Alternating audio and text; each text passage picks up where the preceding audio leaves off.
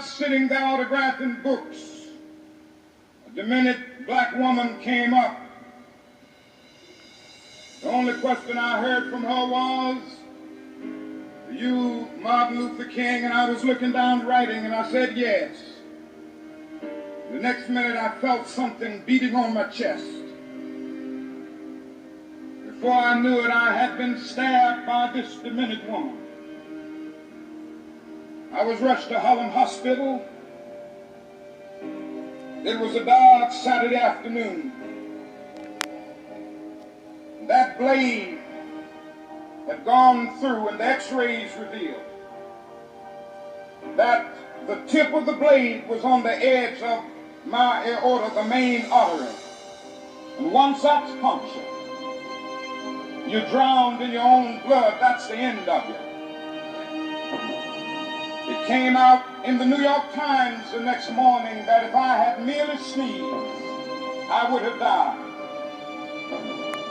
Well, about 4 days later, they allowed me, after the operation, after my chest had been opened and the blade had been taken out, to move around in the wheelchair in the hospital.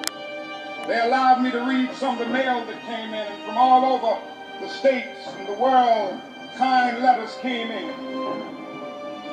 I read a few, but one of them I will never forget.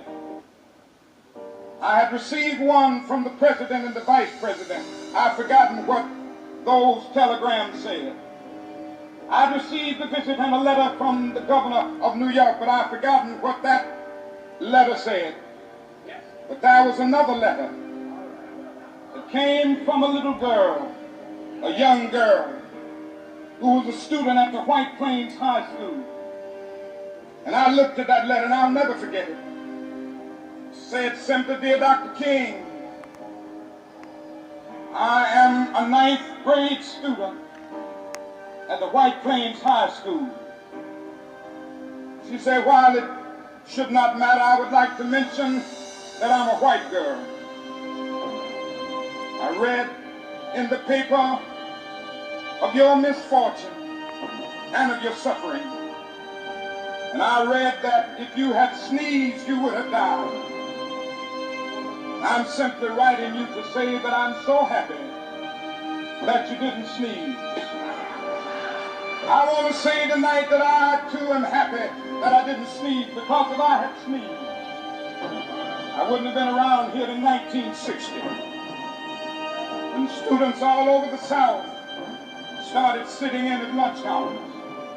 And I knew that as they were sitting in, they were really standing up for the best in the American dream and taking the whole nation back to those great wells of democracy, which were dug deep by the founding fathers in the Declaration of Independence and the Constitution. If I had sneezed,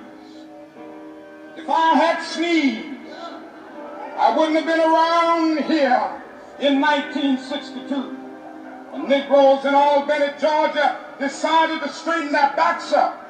And whenever men and women straighten their backs up, they are going somewhere, because a man can't ride your back unless it is bent. If I had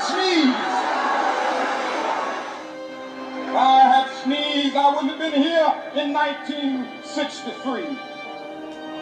Black people of Birmingham, Alabama, aroused the conscience of this nation and brought into being the Civil Rights Bill.